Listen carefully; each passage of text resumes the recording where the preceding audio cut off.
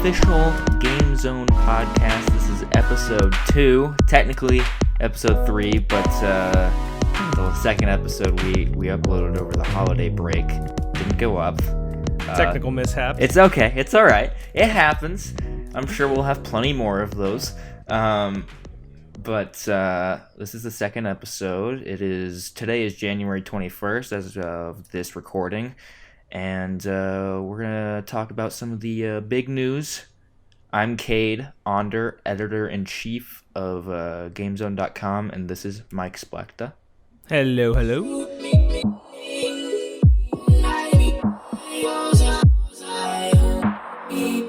Stay a while and listen. Alright, so what do you want to start with? Do you want to start with the Star Wars news or the... Well, let's go chronologically, right? Because Okay. I think didn't Bungie happen first, or did Star Wars? Yes, I think the Bungie thing happened first. Yeah, so let's talk about that a little bit, because that was, I think, pretty freaking monumental. Yeah, so last week, Activision and Bungie split. And the big thing behind that is after Bungie, they did make Destiny, of course. After they split from Microsoft,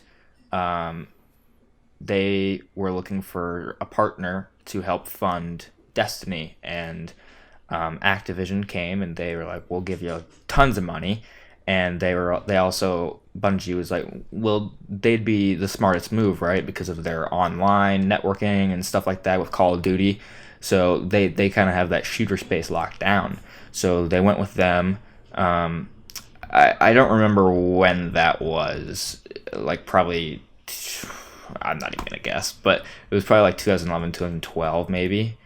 And then Destiny 1 came out. People were upset with that game. It got better as time went on. And then Destiny 2 came out, and it was kind of the same thing. Yeah, pretty much exactly the same thing. Pretty much, yeah. And but this time, Destiny 2 kind of began underperforming by Activision standards. I think there was a lot more players, they were maintaining player count, but they weren't gaining a lot of new players.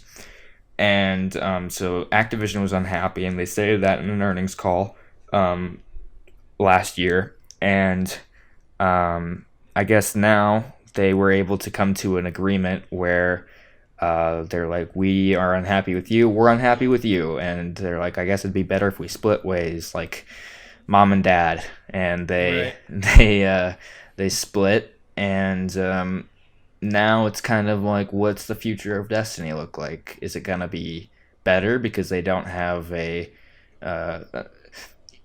lot of people like to say Activision's bad. I don't know if they're bad. They're looking out for their best interests, right? But yeah, it's a business. Yeah. So they don't have a corporate overlord looking over them now. They're self-publishing their games going forward. So they'll be able to make their own choices, but it also means that they might have to make some of those choices that Activision was forcing them to make, because they're going to need their own funding now, and they don't have someone to fall back on. So they might have to be like, all right, guys, we got to do microtransactions. But I'll let you talk. Hang on. I'll let you talk in 1 second. I know I'm rambling here. Lay it all out. But the biggest thing is Activision required Bungie to release a substantial standalone Destiny release of some kind every year. So that was either a new game or like a big expansion pack that they could release as is, like the Taken King or Forsaken. But now they aren't held to that, so they can release at whatever rate they want. So you play Destiny, right? Oh yeah.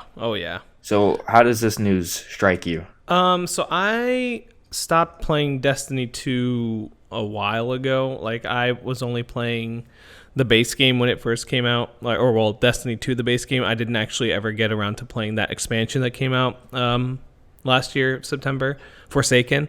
Mm-hmm. I was already long gone past that point. And it was kind of like the same thing. Like what you said, like people were upset with Destiny 1 and then Taken King made it like infinitely better. And I was like, yes, this is awesome. So then when they announced Destiny 2, I was like, all right, well, they know what they're doing now. It's going to be great. And then it literally was like Destiny 1 again, like so much cut content, like back to square one. And so I was like, you know what? You fool me once, shame on you, but you fooled me twice. So therefore I was like, I'm out. I can't get excited about this anymore because this process doesn't work. But now that they're not held to that standard of releasing, because I actually looked up the contract, so I'm not sure what year you guessed, but they signed it in 2012. Okay, yeah. So, and it was like a 10-year contract, so they actually were able to break it 3 years early, it seems like. But that contract basically laid out that they have to do an annual release, like you said, Destiny, or like a big game, 1 year expansion the next year, and then so on and so forth. And I think for a games as a service game like Destiny was, like it was basically an MMO. If you really like boiled down to the game mechanics, like it shared a lot of similarities with MMOs.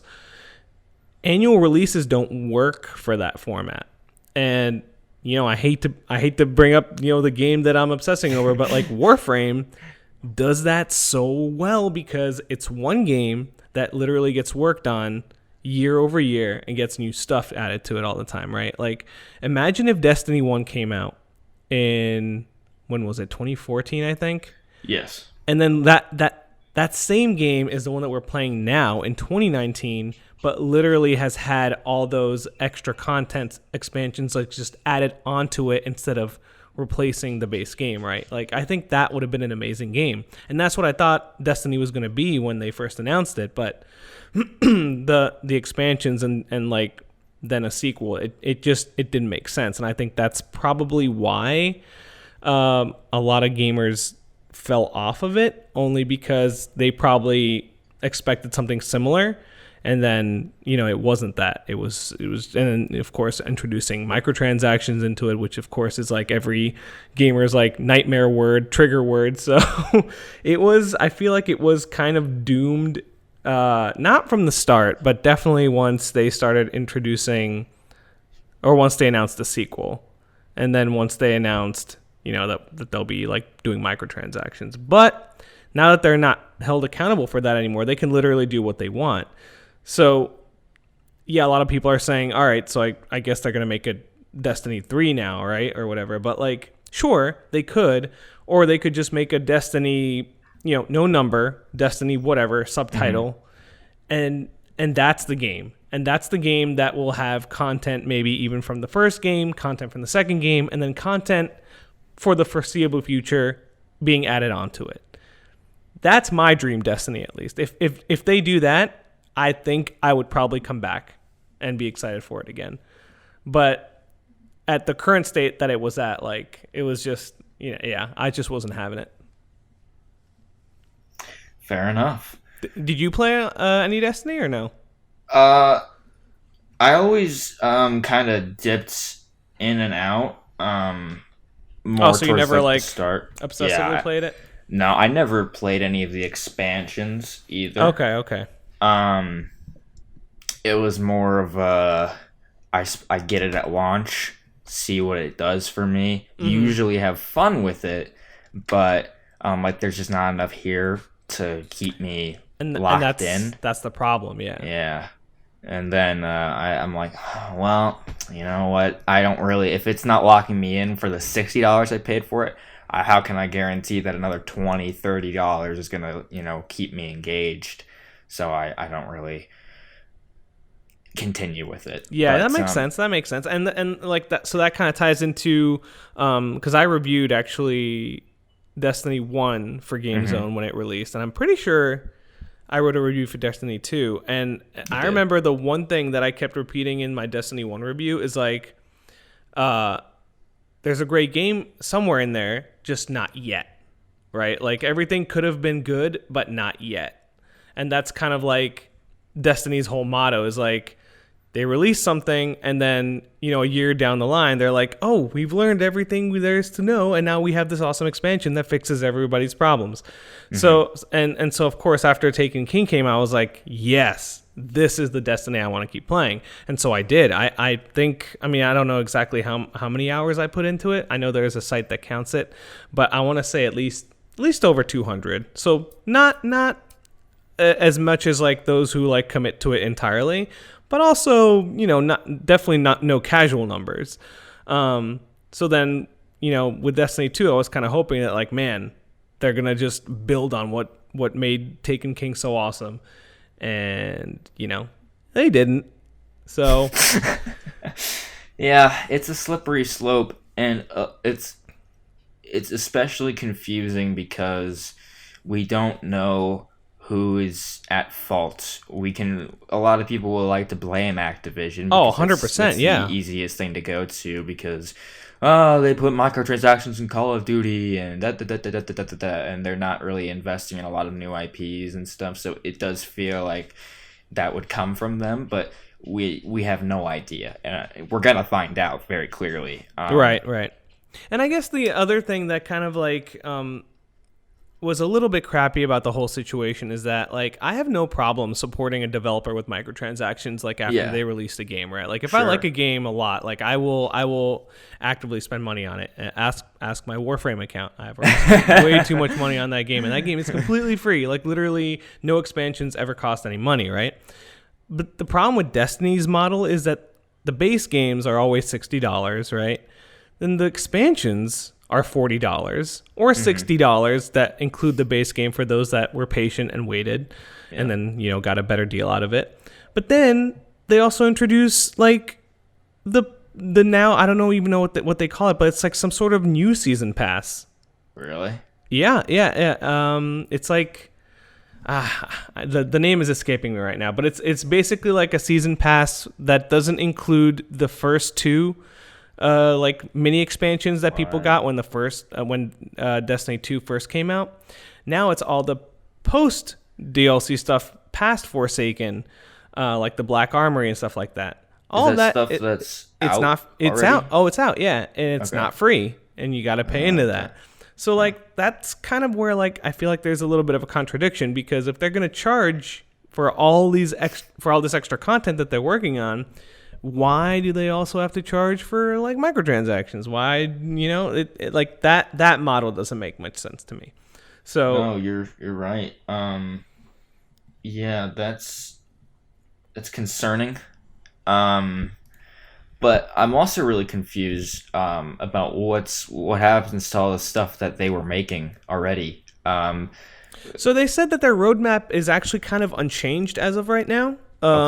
Yeah, so like the stuff that they were working on is still definitely coming out, and I think that's stuff good. that they've said is going to be included in that the name that I don't know what it is, whatever season pass they have on sale right now for the new content. So that's still coming out. So that I think the remainder probably of the year is unchanged, but I just don't know. I don't think they have a plan yet for what they are going to do beyond that, and that's the stuff I'm interested in, because that could be the Destiny that I want, the one that builds upon itself, year over year and stuff like that. So yeah, but like you said, funding, right? Like where is that money coming from now?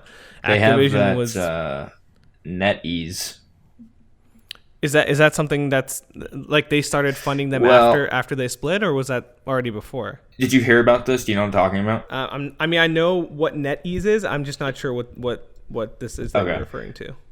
So late last year, this was way before the split, obviously. They got funding from NetEase for $100 million for a new IP. And obviously that money is just for new IP, but they're already in bed with them, so to speak. And NetEase is popular with bringing games, Western games, to China and kind of monopolizing them there. So they could get funding through that, possibly. Just speculation. So you're saying the contract for it being a new IP could be changed so it could go funding or, Destiny. or yeah, perhaps? they could add on to it. Right. And because I do think that they probably want to do new IP as well. But I wonder what that even looks like for them. That's probably a next gen game, I imagine. Whatever they're doing. I wonder if they're gonna do something similar to Destiny in terms of ongoing games, or if they'll maybe make something a little more narrative focused and linear. Well, yeah, because games as a service right now is like the new hot thing. The big thing. Yeah, exactly.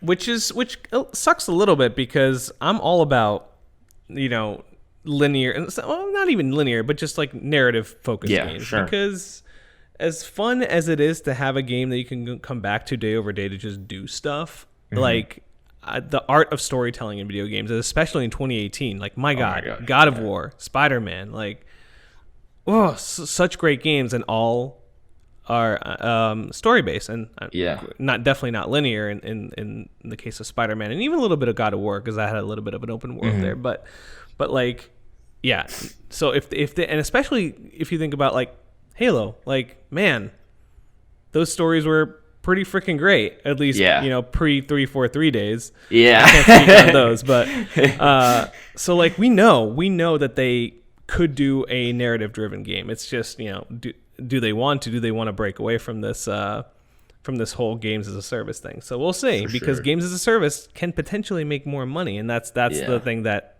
probably draws developers in. Yeah, I'm kind of with you. As much as I have enjoyed, logging on to some online games like GTA Online and doing new stuff, there's something that stays with me more and resonates more and is more impactful to me about just getting a really good story. I when I play Red Dead Redemption 2, I have way more moments in that than I enjoy than in both the online component of that game and in many other games. Just, exploring that world and meeting those characters and seeing where everything goes. You just don't get that in a multiplayer game. I do like multiplayer games. I play Call of Duty every year. I play Battlefield. I play lots of online games. But, like I said, there's more often than not, those story-driven experiences are far more compelling. Oh, definitely, yeah. No, I agree. Which probably brings us to our next topic. Star Wars? Star Wars. So, the big news here is EA has canceled yet another Star Wars game. So, the official number right now is they have canceled 3 Star Wars games that have this very similar premise.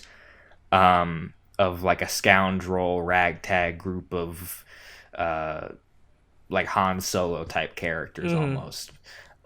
So we had Amy Hennig's game. She was the director. I believe she was the director on Uncharted 1 through 3, and then she starred 4, and then some creative differences came up, and then they rebooted that project with the directors of the Last of Us. So people were very excited for that because she's great at telling stories. And that was the Visceral game, right? Visceral, yeah. Mm-hmm. So they did Dead Space. That was going to be many people who knew about it described it as very similar to Uncharted in the Star Wars universe. So it was going to be, I think it was going to be pretty linear from my understanding. Mm-hmm. And then this game was being developed by EA Vancouver. And it was a open world Star Wars game that was going to reuse assets from Visceral's game that was canceled. Right. So yeah, Visceral's game was canceled and basically turned into this open world game, right? Yeah, essentially. Yes. And there was a third game that Jason Schreier mentioned that was like this as well, but I don't know who was developing that, or I don't even think it was ever announced officially. Oh, is it? Okay. I thought when you said 3, I thought maybe you meant Star Wars 1313, which was like years ago. Well, yeah. Was that it? I mean, I guess we could add that to the list as well. Yeah, that was in development before EA, but I think they okay. Disney kind of shuttered that when they got control of Star Wars. Gotcha. Okay. And as far as I know, too, EA even briefly considered taking on that game, but just didn't. And I read in Jason Schreier's book from Kotaku, he has a whole section on Star Wars 1313, and it's a really depressing chapter because they were all very excited about it, and apparently when they got news that they were going to close, I probably might be butchering the story because it's been so long since I've read this book, but it's great. It's called Blood, Sweat, and Pixels. Highly recommended. It's so good. They went to, I think, EA's offices or someone's offices that was now in control of the Star Wars license, and basically almost, I don't want to say begged, but they pitched hardcore. They're like, this is our game and we need to save it. And they're just like, look, it's just not going to happen. We'll take some of you guys on board to come help us do our new projects, but 1313 is probably not going to happen. And I think the chapter even describes as like people went back to the offices and just started taking stuff home. Yeah. And we're just like, we're keeping this. Sorry. Yeah. And what's even crazier about that game in general? So I never got to see any of it, but Matt, a coworker of mine who worked with me at GameZone, he actually ran the site a little bit after I did. He actually, like when we went to E3, he was at a press screening of 1313 gameplay. So he actually got to see that game in action. So the fact that he got to see what that game could have been, and then it just basically vanished right after that's got to be even more heartbreaking. The fact that there was something tangible that was playable, and now that game was gone. But yeah, just a small anecdote. Was what he saw different than what they showed? Was it extended versus what the preview demo that they showed at their reveal? I'm not 100% sure. So this must have been before the current gen consoles were out, because it was. He said he does not believe for a second that was running on an Xbox 360 or PS3. That looked way too next gen to be possible. So even hearing something like that was like, oh my god, I'm so excited for this, and then poof. Yeah, I get that.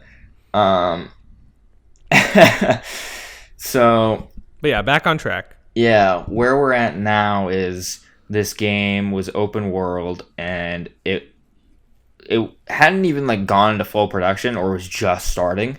It was very early on, and what happened? I'm trying to even just remember. I'm sorry. I lost my train of thought. Do you remember what happened? Well, basically, the visceral game was like you said, narrative focused and linear, and yes. I think EA wanted a open world games as a service kind of game, which ties into this whole theme of today's episode.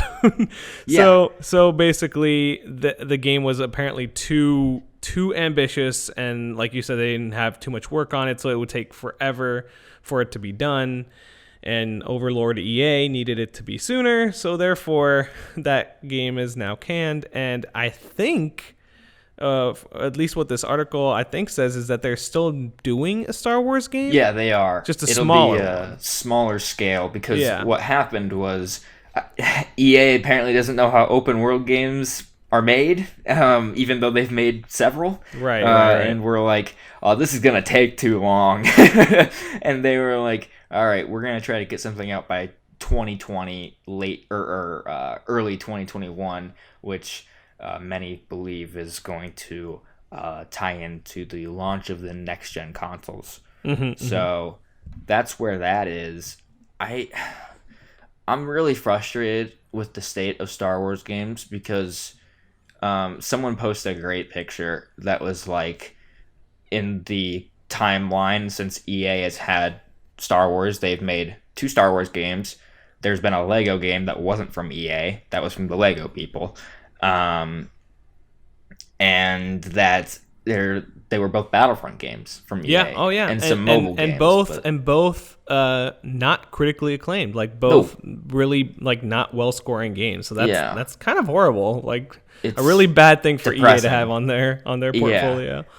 There was also some speculation that since this deal, the Star Wars deal with EA and Disney, because they're the exclusive developers of Star Wars until sometime in the 2020s. And I imagine that is going to change. I think Disney's probably going to be a lot more careful of who they pick. I don't even think they're going to give it exclusively to one developer. If I had to guess, when they go to sign papers, they're probably going to license it out on a case-by-case basis. So like Ubisoft might come to them, and they'll be like, give us your pitch. And they'll be like, we want to make the Jar Jar Binks game. They're like, fuck yeah, go. Here's $6 million.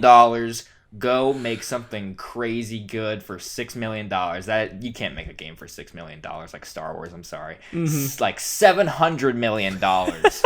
It's still way too much. But Jar Jar Binks, I think that would be a great game. But be way better than Battlefront 1 and 2. I'm just saying. But yeah.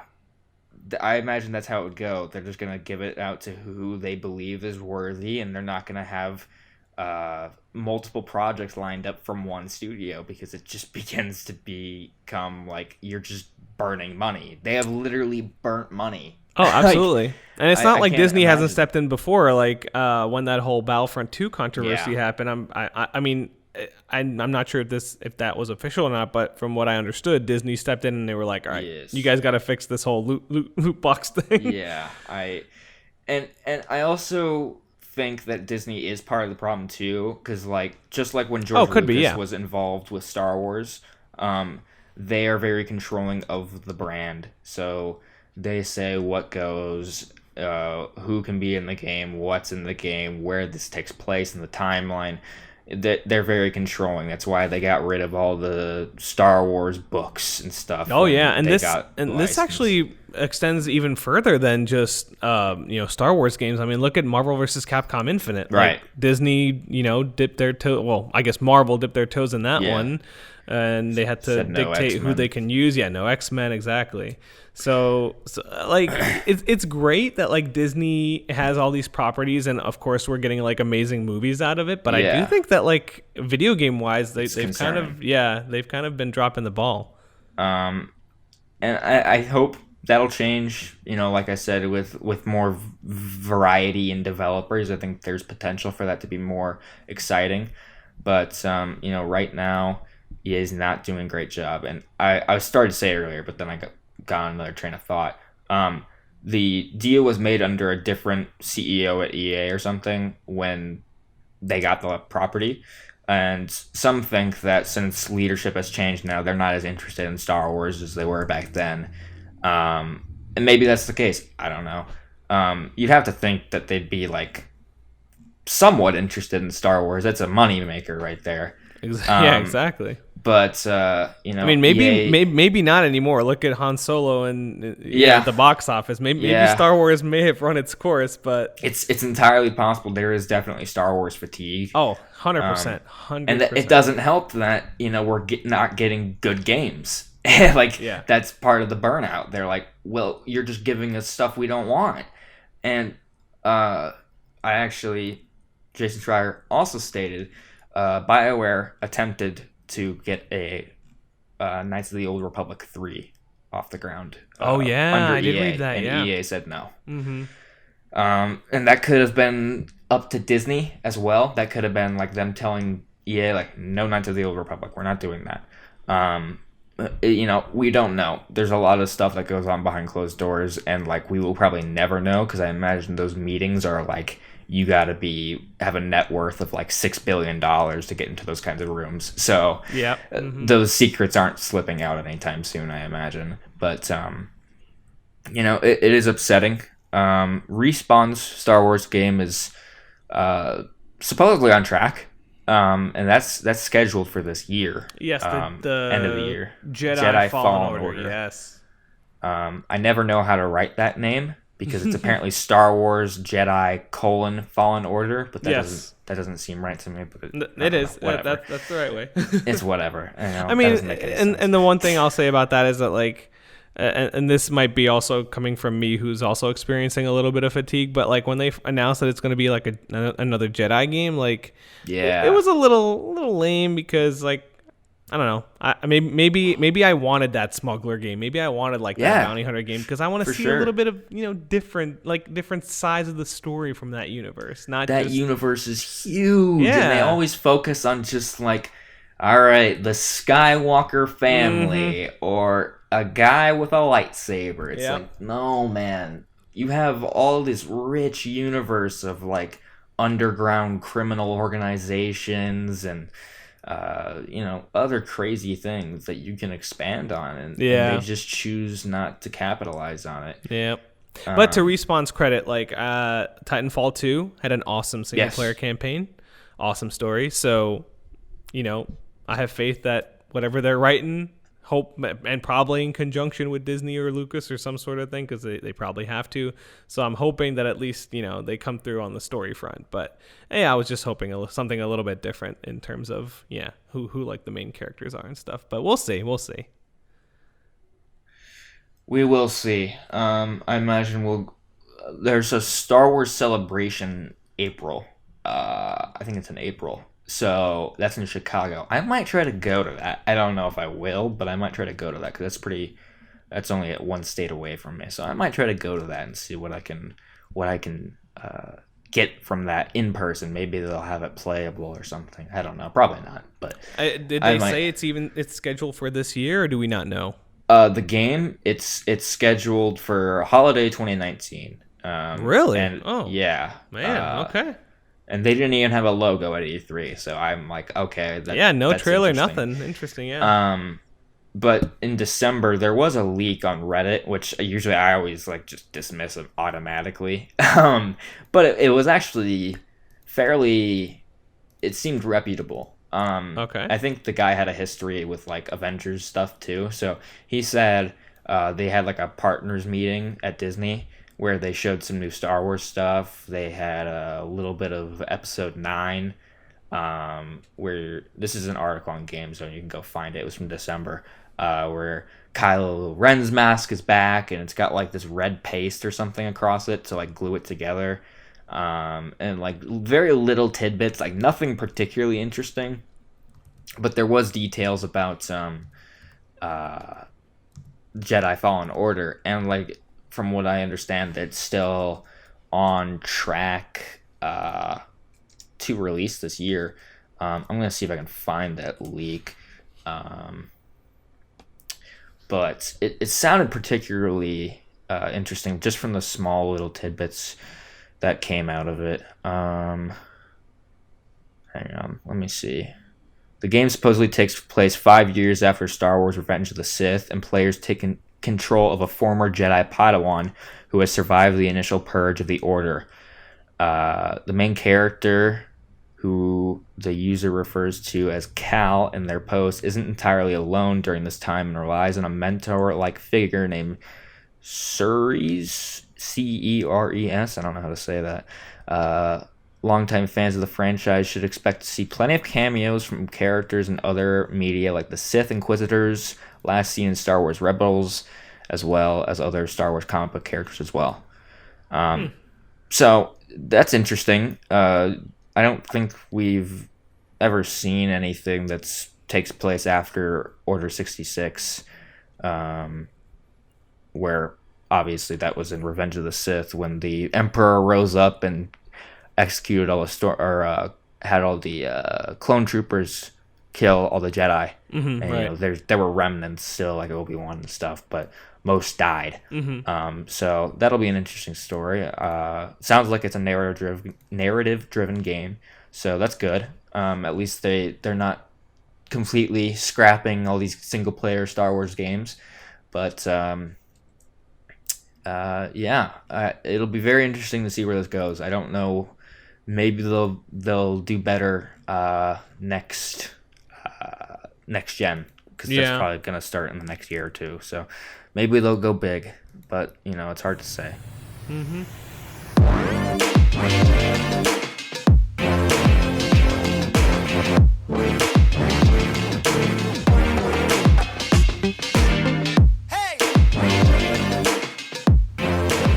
right, moving on.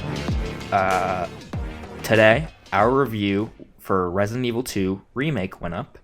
I have played it and beaten it. Not everything, because there's like a bunch of different side modes that unlock as you keep playing and playing. So I love this game a lot. I think it's the way I put it in my review is it's going to win back all the hardcore fans who got lost along the way with Resident Evil 5, 6, and even some people who were turned off by 7's approach, because that was, as much as I love that game, I know it didn't do it for some Resident Evil fans, because it was such a drastic change, right? It was first person, it was in a house, primarily. It wasn't zombies, and it was a very different game, so some people were really turned off by that. I know a lot. It was generally very favorable, but some of the hardcore fans were turned off. But I think this one is going to win back all the hardcore fans, and then even carry over those new fans from Resident Evil 7 who jumped in because it was not old Resident Evil. I think this is modern enough where it controls well, it feels good, it's scary, it really is scary. I usually don't get scared of third-person horror games, especially Resident Evil. I've never really been particularly scared of it, aside from 7. I was going to say that 7, because 7 was, I mean, at least for me, That it was game's terrifying. immensely scary. That game's horrifying. I could not play that in VR. I'm not even sure that I tried. I played half of it in VR. Really? And, wow. Yeah. I did half and half, and whew, nightmares for a while there. That game freaked me out, but I love that game. But yeah, that's the only one that ever really scared me. Resident Evil 2 managed to scare me a number of times, in ways I didn't expect, and that I think that's the highest compliment I can give to it, because like I said, these games don't usually scare me. They're tense, they're stressful, but they're not scary for me. I know a lot of people say they're scary, but I've never felt that.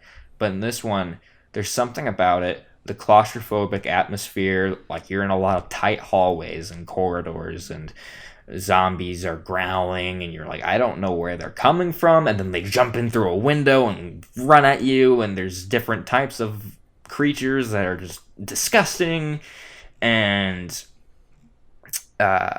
there's a lot of freaky stuff in this game. And there was a moment where I was walking down one of these hallways, and it was really late at night here in real life, and I wasn't expecting anything. There are these monsters in the game, they're called lickers. They walk on all fours, and yeah. You know what I'm talking about? Yeah, they're disgusting, and they're so scary in this game. And I don't remember where it came from. All I heard was like, and then I looked up, and it was on the ceiling of the game, and they're blind, but I made enough noise in the game where it lunged down at me, and I literally screamed out loud and threw my controller up in the air so hard that I popped my shoulder, because it just startled me so much. It was an interesting experience. But yeah, Resident Evil 2 is a great game. Have you played the original? I have not played the original. Okay, so that's where me and you differ. So I've played through the original obviously years ago. I think back on the PS2, I believe, is what it was on. Not PS2, PS1, PS1. Yeah. And man, different times. So tank controls and all that jazz. Yeah. Which, can you enable those in this version or no? Not from what I can tell. Okay. So this is completely modernized then. Yeah, it still has that feeling of like you're slower, right? So when you aim down your sights, you move very slowly, and you know how like when you go to aim at a zombie's head and they're like kind of moving their head around and you're like shooting like past their ears and stuff, and you're like, oh, just hold still. There's still all that. Like it still has the core feeling that you would get from the tank controls, but without it feeling so, you know. It feels modern and smooth, but still maintains that feeling of terror and stress that comes from Resident Evil's gameplay. Something I really love in the game is zombies are... There's not like hordes of them. There are groups. Sometimes you might get into like groups of 5 maybe, but there's not like 20-40 zombies swarming you at a time. You're not holding down in rooms trying to kill these zombies. I said in my review, I think there's probably maybe 120, 150 at most in the game zombies. Oh really? Wow. Okay. There's it feels like they're very sparse, but they're placed so strategically and smartly that they're effective, and it actually makes it more scary than it would be if they were just everywhere. Like when I play a game like Dead Rising, there's just so many that in itself is stressful, but I don't think the zombies are scary, right? Right. You know what I'm the saying? enemy AI takes a hit, right? Because when there's so many, they obviously can't do sophisticated things like whatever whatever you're experienced in Resident Evil 2. So that makes sense. And so like you're placed in these very tight, rooms and hallways and stuff, and when there's just only 2 of them, it's still scary, and they'll corner you and all that, and it gets the tension raising. I can't speak English today. Oh my god. The tension rises, and it's something I've never really seen in a modern survival horror game, especially a zombie game, where zombies feel dangerous and effective and scary again. They have purpose. They are a little dumb, but like I was in this room and they bust down the door, 2 of them, and one started walking towards me and I was shooting at him, and the other one just walked right past me and ran into a corner and just kept walking into it. I'm like, okay, well, that's weird. All right, so it's not perfect. It's not perfect, but that was like one time, and I've only had that happen a few times where like I would see zombies doing weird things. But there is a video on YouTube made by this guy named Crow B Cat. He does those like compilations for E3 and stuff.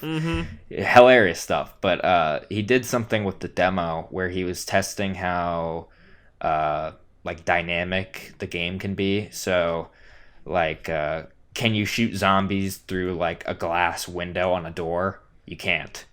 Interesting. So there's a lot of weird oversights, but it's stuff you need to purposely look for. Stuff that never bothered me when I played the game. Right. Like it's definitely like, I do wonder like why that's not in the game, but it was stuff I never even thought of while playing, and I had actually seen the video before I played it. So I was thinking about it, but I was just like, unless I were to purposely set a zombie up in front of a door and try to do that, it never really... I never really had problems with it. So gotcha. It's something to maybe take note of, but I never had much issue with it. Technically, like, yeah, that's a little weird, but the game is still really impressive. There's like no loading screens in the game. Awesome. Besides when you load into your save or die. Right. I think there's a couple things that are like disguised loading, like elevators and cutscenes and stuff. But it's largely very seamless. And like so you start the game in the Raccoon City Police Department, and then you venture out eventually, and you can come back to these places because there's different routes and stuff. And there's no loading screens, no trick doors or anything. Like I said, there's maybe like one or two elevators that have like disguised loading screens, but they're still pretty brief. And when you leave, say you kill a zombie, like the first zombie you kill in the game, you leave and you come back 6 hours later, that zombie's dead body will still be in the exact position you left it in. Whoa, okay. Everything is unchanged. Like, I don't know how they did it, because I feel like that would just eventually break the game. Maybe it's just because there are so, I don't want to say few, but like a concise amount of zombies.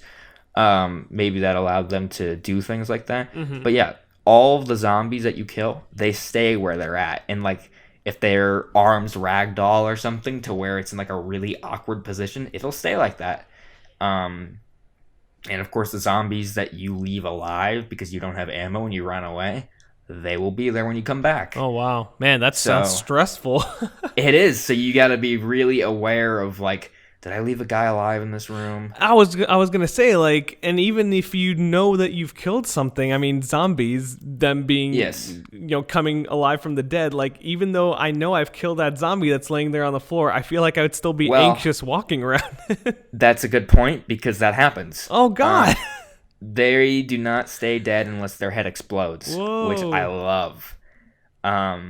Because they will get knocked down and they'll, like, be knocked out, but a few minutes later, they might get back up. So if you're not getting lucky with those headshots, like really not just like, you can shoot them in the head as many times as you want, but if you're not blowing up their head, they're going to get back up.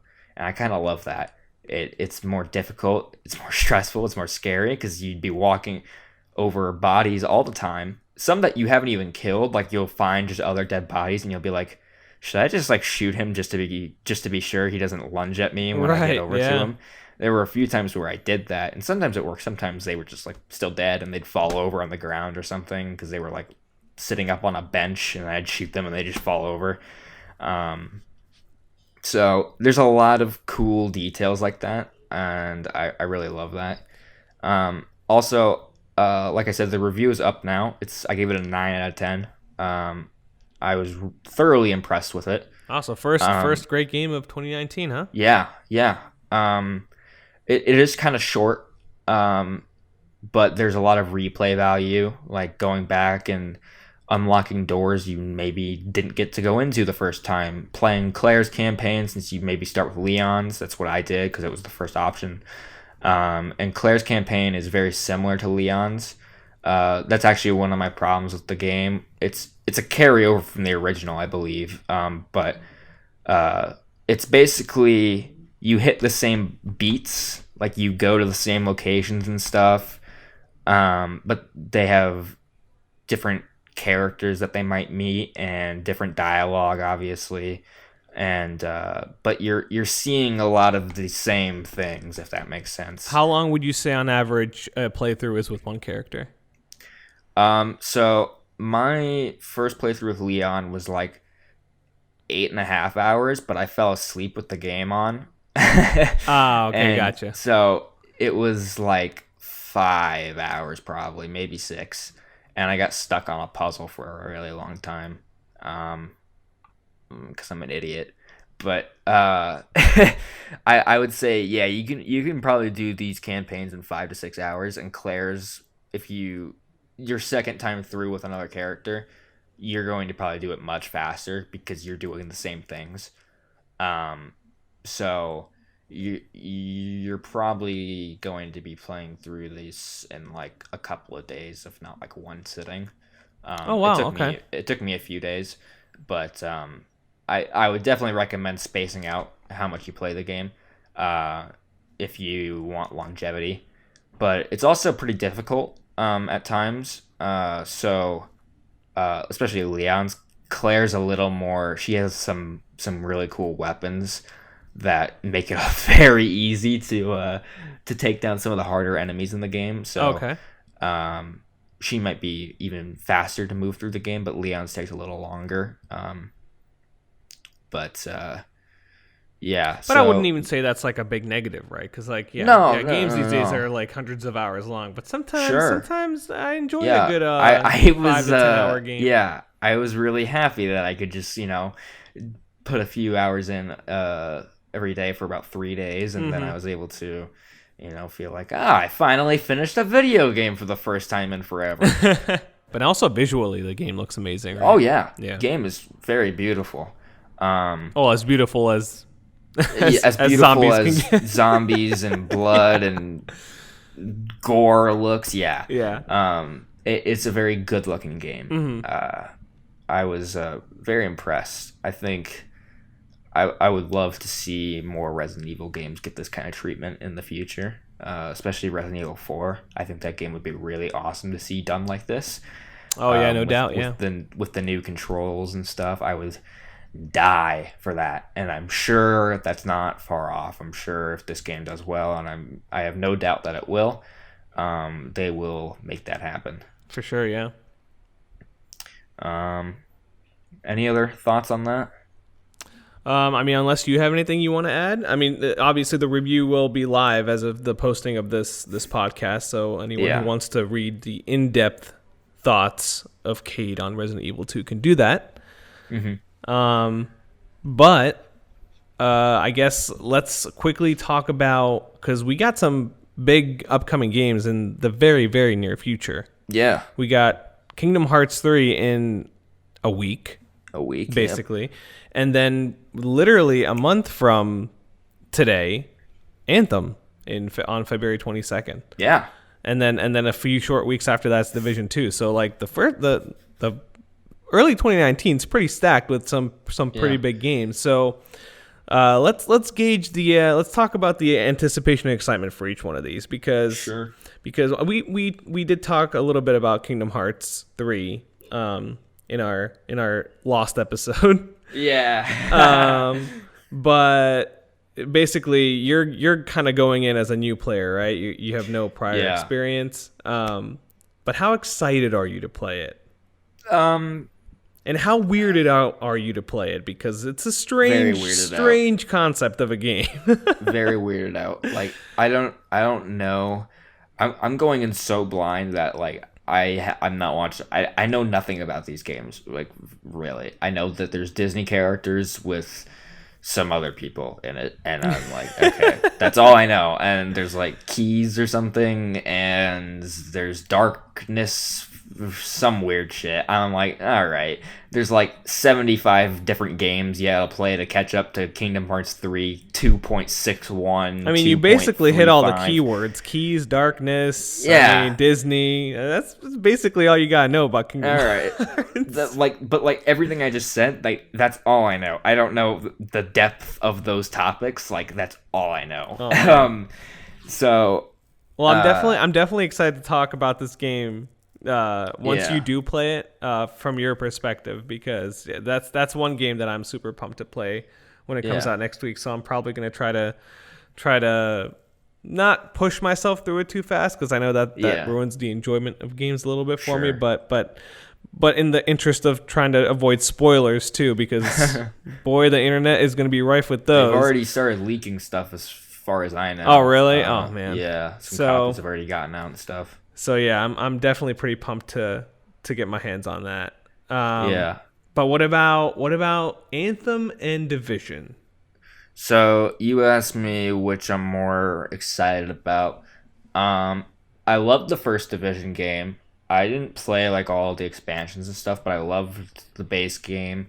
And I am excited to play that game, although I do believe it lost a bit of its atmosphere by moving to Washington D.C. because it doesn't have all the snow, and it's a lot more colorful now, right? It's a lot more colorful, and sunny and nice, and I do wonder how they're going to make that world as interesting as the first games. But I'm interested in it, and I've also been kind of staying away from information about this one because I do want to go in pretty fresh.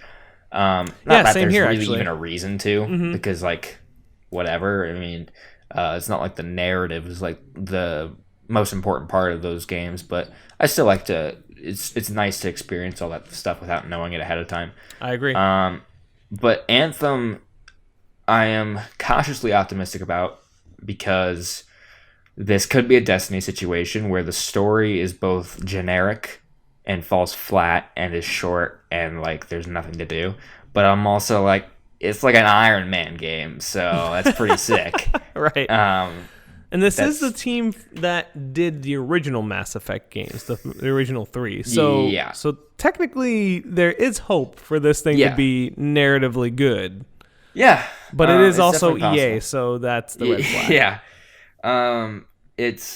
There was the villain of the game got revealed, and he looks boring as hell. So that would kind of turn me off. He's just like a generic evil, deep-voiced guy with a helmet on. Gotcha. Okay, well, that looks great. So I'm not like super excited about the story for that game, but if the gunplay and the gameplay overall is just really fun, I think I'll be satisfied. I'm excited. I think there's a beta this weekend. I'm gonna see if I can like get into that somehow and maybe do like some preview coverage. We'll see. I don't know if I'll be able to do it, but if I do, I'll probably have that next week. Nice. Yeah, I'm sort of on the same page as you, like kind of trying to go in as blind as I can, because historically speaking, when these kinds of games that interest me are announced and subsequently videos are released, I consume the heck out of them. Like to the point where I almost know the game way too much before it even comes out. Sure. And it kind of like and it doesn't like ruin the experience, but like I have started to notice that like there's definitely a little loss of the magic there, right? Yeah. So I think what I'm trying to do with both of these is just consume as very little to no prior media. So like I swear Anthem gets like a new stream every day. Yeah, they do a lot of coverage. Yes, so I'm trying to avoid those as much as I can, and just try to go in completely fresh and hope that I'm pleasantly surprised. Because, yeah, like you, I'm at this point, like AAA games as a service games, I'm not 100% convinced are ever going to be good. And that's just a cynic in me talking now. Like I've just been burned so many times that like I don't see it. So if I'm pleasantly surprised, I'll take it. So yeah, definitely. Yeah. So I'm definitely excited for Anthem only because it is new.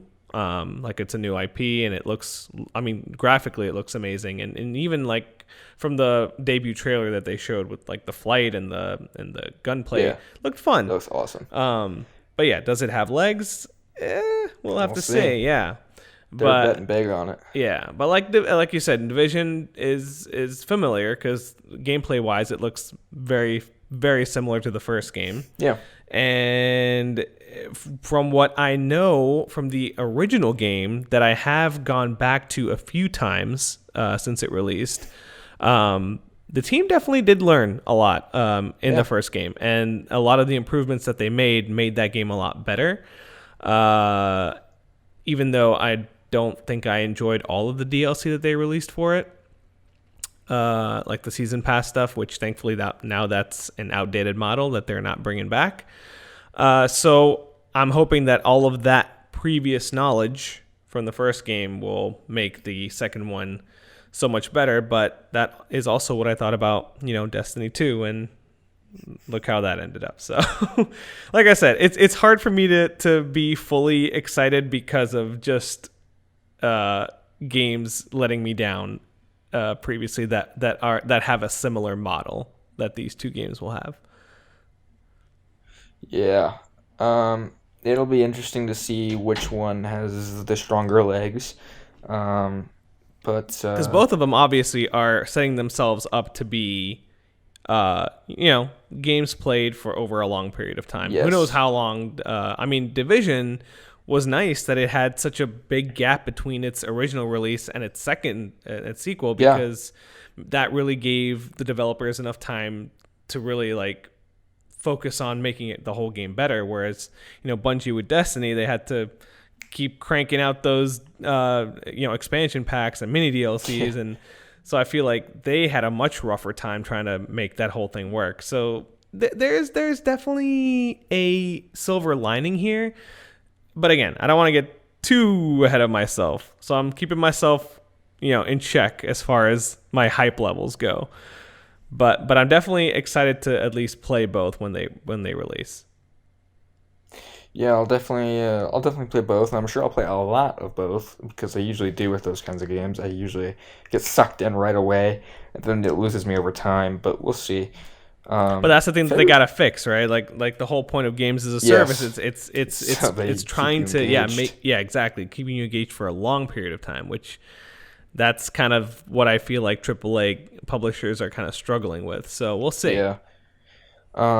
February has some other big games. I don't know if you want to just briefly talk about them, but like Crackdown 3. That'll be interesting. That's right. I am. I don't want to say concerned because I feel like that's mean. That game's been in development since the Xbox One was revealed in 2013. You can say concerned. I'm concerned.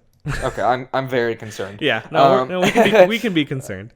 That vision feel like it has changed a lot from when it was initially revealed. They were like, well, the whole city is destructible, and like that's still true, but it's only in like one mode. Yeah, mode exactly. And they had big plans for that game, and over time, I'm just like, do I even care about Crackdown in the first place? I liked Crackdown 2, which I know no one else did, but I liked that game because I played it with friends and made it fun. But and that's the problem, right? Like, it taking so long, like, you eventually just start either losing hope or interest, or both in some cases. So I get it. Yeah, I'm just like, man, I don't know. It just looks very, very average at best. Like the gunplay in those games was never super fun. No. It's very arcadey, and I'm like, I don't know if that's what I want. We'll see. That game's probably not gonna do great. I feel like I don't know if there's enough interest in it from the general audience, and they haven't been marketing it very much anyways. It wasn't even at E3 last year, I don't think. Maybe it was. I don't know. It was supposed to come out when the Xbox One X came out, and then like the day of, it was supposed to be a launch title with that thing. That's right. Yes. They were like, we're pushing it to 2018. Then they were like, oh, okay, well, it'll be like early 2018. They're like, 2019. I'm like, oh god, jeez. I think you missed a few, like 3 more delays in between. Oh yeah, like way before that, there was even more delays. Yeah. So that'll be interesting. I'm sure there will be controversies surrounding that game. I don't know what about, but I can just kind of feel it coming. Oh yeah, no doubt. Another game is Far Cry New Dawn. I'm actually looking at the list of February. It's pretty stacked. Yeah, a lot of games on the same day. So too, Far Cry New Dawn is something that I like the idea of. I'm just not sure if I would. Yeah. If I would jump into that right away, only because of of February already being so stacked. But sure. But I like what they're doing with it. It sounds awesome. The fact that I mean, it's one of those spin-off games like Blood Dragon and stuff where they're reusing assets from the original game or the game that came before that and making a whole new campaign off of it, which is awesome. Like, all power to them. So yeah, and they're doing interesting things with a brand that people like, and without it's good to be able to deliver new content without being like, this is Far Cry 6. Yes. You know, they can expand on what they have without being like, this is a brand new mainline entry. So I do enjoy that. Yeah. Seems like they've had at least one spinoff since Far Cry 3. They have one interstitial game. They had Blood Dragon with 3, and then Primal 4, and now this with 5. So I'll definitely check that out. I'm very curious because I did not like Far Cry 5. Right. But I think there's potential for this. Mm-hmm. And Metro Exodus, another man, I'm so excited for that game. That's like. So are you excited because you like the Metro games, or are you just excited for what you've seen from this one? Both. Okay, wow. I've never actually played the Metro games, so I'm Oh man, they're so good. Yeah? Okay. Yeah, they're the shit. Like worth going back to play the first two and then Yeah. well, okay. Wow. Yeah, and they're like remastered on Xbox One and PS4, so you can get them pretty easily. Very nice. And Okay. I think if you pre-order Exodus, you get 2033, the first one, for free. Oh, nice. At least on Xbox, I think. Okay. So that's a bonus. But yeah, those games are awesome. They're the first two are very linear, and they're just great story-driven games, and they're fun. They got like stealth elements and survival elements. This one looks like it'll be taking it a little bit more open world-ish, not super open world. Like it'll still be a bit linear. It's gonna have levels and stuff, but it has larger worlds to play around in. But I have kind of stayed away from some of the coverage on this one as well, because I want to go into that as blind as possible. But I'm really looking forward to it. Very cool, yeah. So that's gonna be all I talk about for the next 6 months, I'm sure. Even though it's not gonna take me that long to finish, I'm just probably gonna be like, guys, remember Metro Exodus? The game's awesome. Well, you got to make sure it stays relevant for when those awards times comes, right? Exactly. Because I feel like January and February always gets overlooked because it's so early. Exactly. In the year. Yeah. So I'll be banging that drum for quite some time, I imagine. And before we finish talking about this, real quick, did you also play Ace Combat 7? I have. How was that? That game's really cool. Because I am a Ace Combat in general newbie, but I'm really interested in Ace Combat 7. So now that you've played it, talking to someone who's never played any of them but is interested, how would you describe that game? I was in the same boat as you. Okay. I've never played these games before. But I saw the reveal trailer years ago, and then I played a VR demo at a convention ages ago as well. And I was like, all right, this game is pretty cool. They have these, like, the story is like an alternate universe with these very political themes in them. Not like the politics of today. It's like very hyper dramatized. It's kind of what you'd expect Anime from politics. Anime politics, exactly. No, I get it. Okay. It is, yes. Couldn't have put it better myself. It's ridiculous stuff. But it's actually really cool. The story is pretty interesting. The gameplay is fun. You definitely get that feeling of the weight of a jet or the lightness of it, depending on what jet you're using. I haven't had a ton of time to play as much as I'd like because I've been playing Resident Evil 2, but from what I've played, I've probably played about 6 or 7 missions. It's pretty awesome. And do you have that on PSVR as well? Like, do you have the PS4 version or the Xbox One version? I got it on Xbox. Ah, okay. Just because I love achievements, but I'm also kind of regretting it now because the achievements are like you get like 5 gamer score per mission. Oh no! All right. Well, what was the point of this? Apparently, the VR is amazing for this, so I'm kind of really pumped to try that out. When I played it a couple years ago, I was like, this is really cool. So yeah, maybe I got a disc. I usually don't buy discs. Maybe I'll go in and trade it in for a PS4 version. I don't know. But yeah, that is a fun game. I highly recommend it. Very cool. Yeah, the music is awesome too. Oh yeah, really okay, music. Very nice. Does it feel very well? Would you say that this is like the Top Gun equivalent of a video game? Or are you not very well versed in Top Gun? Oh, I know Top Gun. Okay. Don't you worry. I know Top Gun.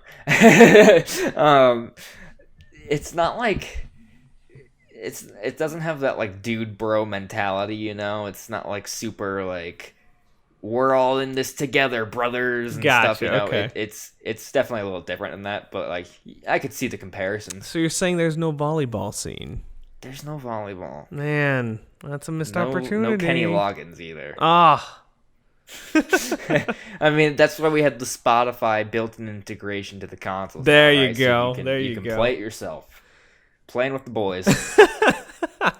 Well, any I guess closing comments? I think that's it. Also, kind of mentioned it earlier. Later in the week, we'll have that Resident Evil 2 survival guide. Did I say that? I don't know if I did. I don't think you said that, but now you did. Okay, and now everyone knows. I thought I said it. The secret's but out. Yeah, I'll have a little survival guide up on the site teaching tips and tricks. A lot more than just shoot them in the head. Like it'll be more in-depth stuff to help you have a smoother experience and enjoy it more, and maybe learn some secrets and become a little more powerful in the game. So that'll be up on the site probably either Thursday or Friday. They are also letting us do, I don't think I can say when, but they're going to let us do live streams at some point before release. So I will. When does the game release? Friday. Oh, this week. Oh, it's Friday. Okay. Yeah. Very nice. So I will probably do some sort of live stream before the game comes out. Probably playing from the beginning of one of the campaigns or something and just showing it off a little bit. But I don't know when that'll be.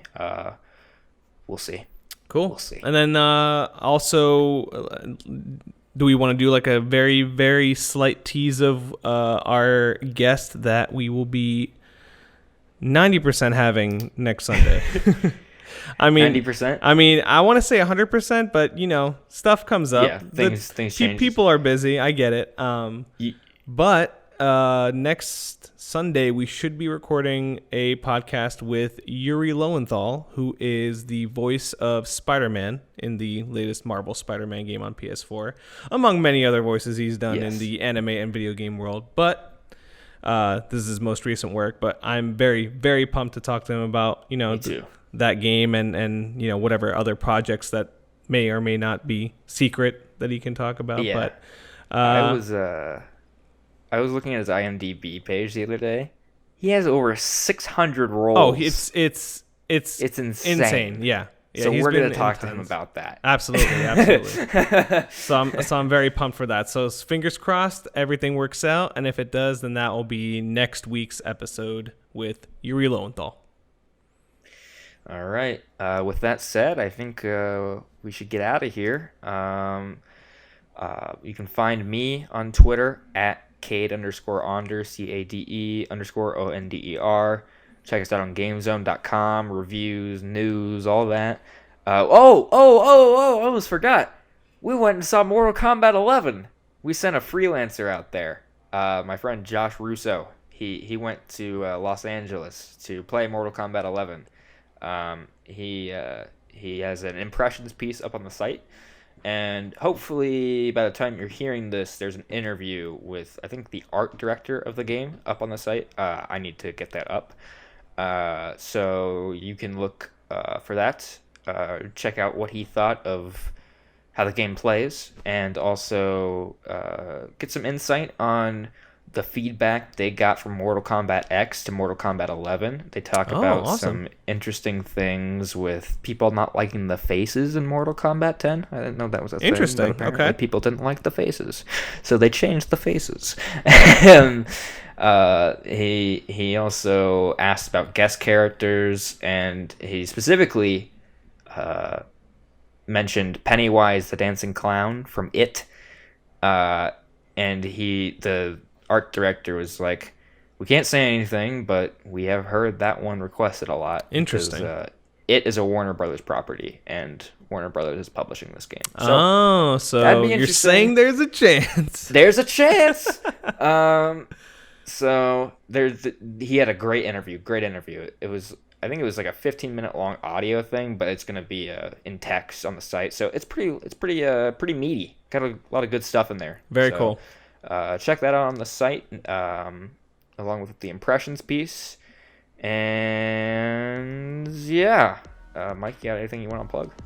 No, but you can catch me on Twitter at Michael Splechta, my whole name, MichaelSpleechta. Thanks for joining us, and we will catch you guys next week.